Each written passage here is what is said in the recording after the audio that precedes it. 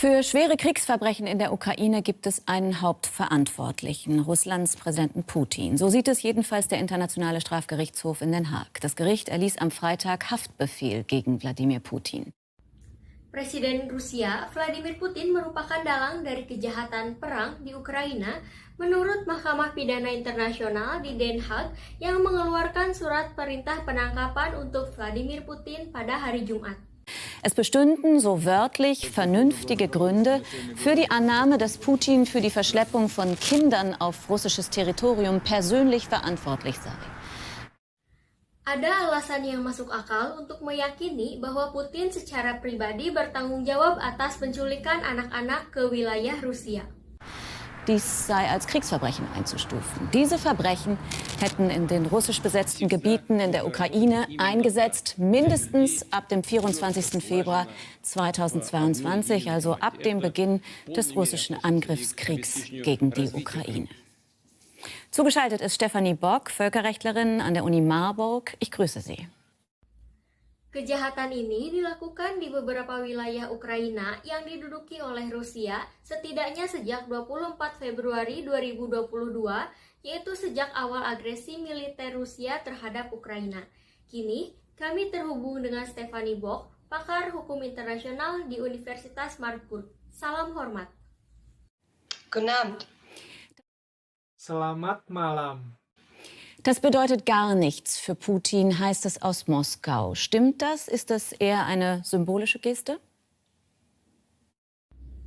Apakah surat perintah penangkapan itu tidak ada artinya bagi Putin di Moskow? Atau hanya sebuah simbol saja? Nein, es ist schon mehr. Es ist zumindest eine sofortige Beschränkung der Reisefreiheit Putins, da jetzt alle Mitgliedstaaten des Internationalen Strafgerichtshofs verpflichtet sind, ihn festzunehmen, sobald er ihren Boden betritt. Putin mag zwar aktuell keine Reisepläne haben, aber dennoch ist es eine nicht zu unterschätzende Wirkung dieses internationalen Haftbefehls. Tidak, ini lebih dari itu. Ini merupakan pembatasan langsung terhadap kebebasan Putin untuk bepergian. Karena semua negara anggota Mahkamah Pidana Internasional sekarang berkewajiban untuk menangkapnya ketika ia menginjakan kaki di negara mereka. Putin saat ini tidak sedang bepergian, tetapi efek dari surat perintah penangkapan itu tidak boleh diremehkan. Und wie stehen die Chancen, dass der Haftbefehl Putin dann auch tatsächlich trifft? Bagaimana kemungkinan surat perintah penangkapan itu akan benar-benar menjerat Putin? Also, dass er ihn insoweit trifft, dass er tatsächlich festgenommen wird, das ist im Moment natürlich nur denkbar, sollte Putin Russland verlassen, denn es gibt keine Möglichkeit, ihn sozusagen auf legalem Wege jetzt aus Russland rauszuholen. Da muss man jetzt die weitere Entwicklung abwarten. Tentu saja, saat ini kita hanya bisa membayangkan bahwa Putin harus meninggalkan Rusia, karena tidak ada kemungkinan untuk membawanya keluar dari Rusia secara legal. Anda harus menunggu dan melihat bagaimana perkembangannya. Jetzt geht es ja erstmal vor allen Dingen um die Verschleppung von Kindern in der Begründung. Können da also noch mehr Kriegsverbrechen, Begründungen und damit auch noch mehr Gewicht für den Haftbefehl folgen?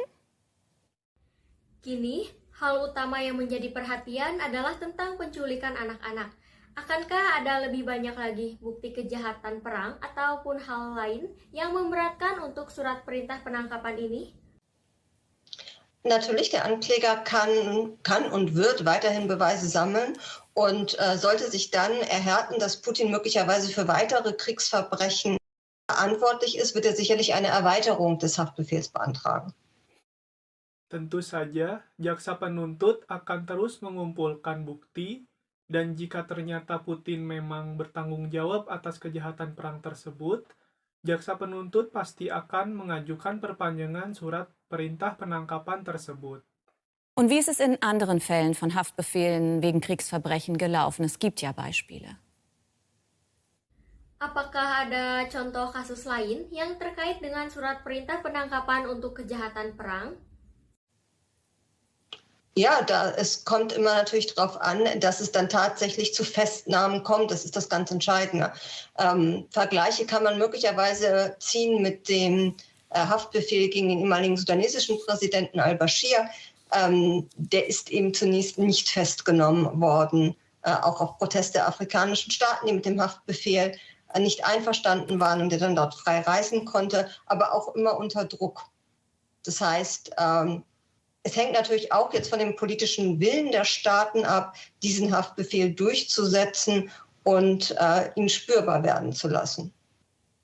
Ya, faktor yang menentukan itu tergantung pada apakah penangkapan itu benar-benar dilakukan.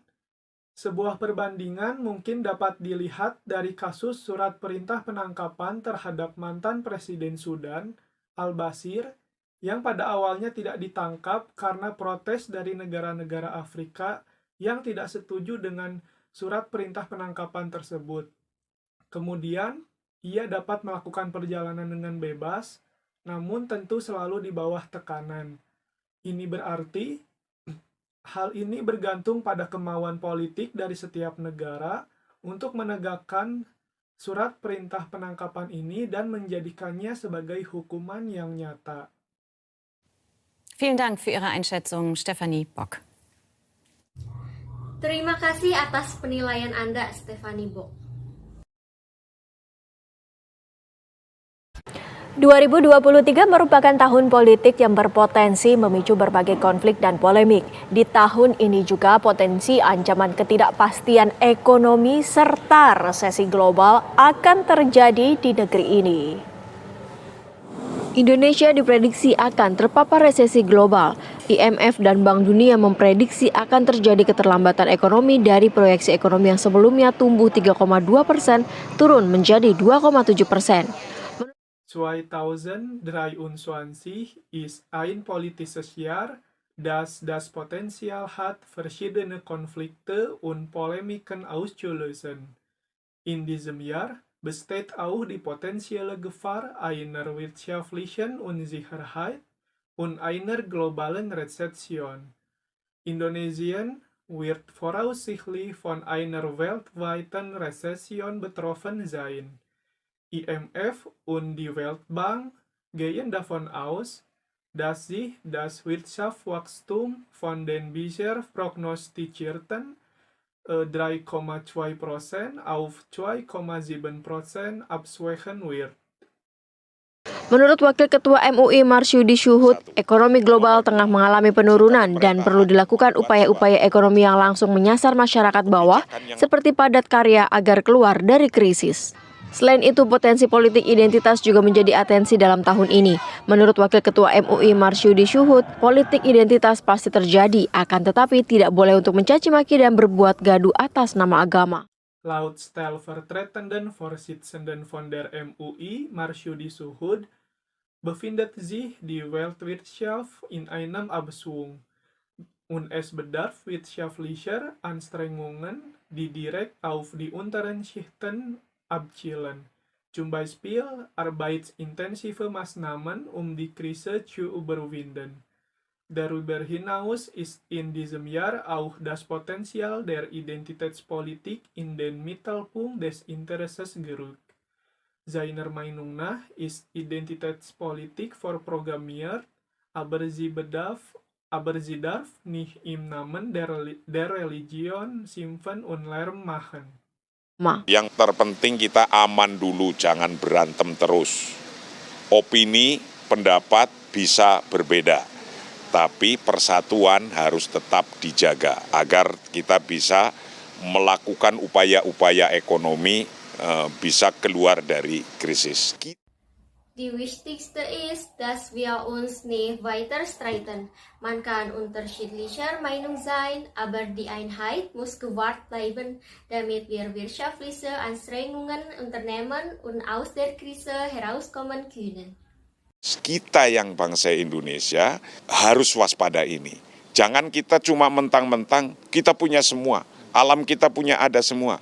Coba bayangkan, kalau kita sudah produksi semua yang kita punyain, tapi sing tuku ora teko-teko, sing teko ora tuku-tuku, ya nggak jadi apa-apa, nggak jadi ekonomi juga. bangsa ini harus tetap kita bisa eksis, tidak ada masalah apa-apa, kebutuhan pokok terpenuhi semua. Wir müssen wachsam sein und die natürlichen Ressourcen schützen. Wenn wir alle Ressourcen produzieren, die wir haben, aber die Leute, die kaufen wollen, nicht kommen und die Leute, die kommen, nicht kaufen wollen, dann wird es auch nicht profitieren sein. Diese Nation muss noch existieren können, es darf keine Probleme geben und alle Grundbedürfnisse müssen erfüllt sein. Di sisi lain, menurut pandangan pengusaha, tahun politik dapat menjadi hambatan. Akan tetapi pengusaha akan terus berkreasi mengenai opportunity bisnis dari berbagai sisi untuk menghadapi tahun politik. Andererseits kann das politische Jahr nach Ansicht der Unternehmer ein Hindernis sein. Aber sie werden weiterhin kreativ sein und Geschäftsmöglichkeiten von verschiedenen Seiten entwickeln, das politische Jahr zu meistern. Saya yakin pengusaha itu umumnya akan terus berusaha. Tentunya dari sisi ekonomi dia akan berkreasi. Secerdas mungkinlah masyarakat itu melihat kegaduhan. Karena pasti banyak statement ya kan. Nalar kita gunakan, yang paling penting ya kan. Kita ini bernegara dan berbangsa, dan Indonesia harus tetap satu. Ich glaube, dass sich die Unternehmer weiterhin bemühen werden. Natürlich werden sie unter wirtschaftlichen Gesichtspunkten so kreativ wie möglich sein. Die Leute machen Lärm, weil es viele Negativaussagen über seine Sache gibt. Das Wichtigste ist, dass wir ein Land und eine Nation sind. Indonesia muss geeint bleiben. Diharapkan masyarakat Indonesia tetap optimis menyambut tahun politik 2023 dan pemerintah dapat mengelola perekonomian dengan penuh waspada dan kehati-hatian. Hoffentlich, dass die Indonesier das politische Jahr 2023 weiterhin optimistisch begrüßen und die Regierung die Wirtschaft mit Wachsamkeit und sich verwalten kann.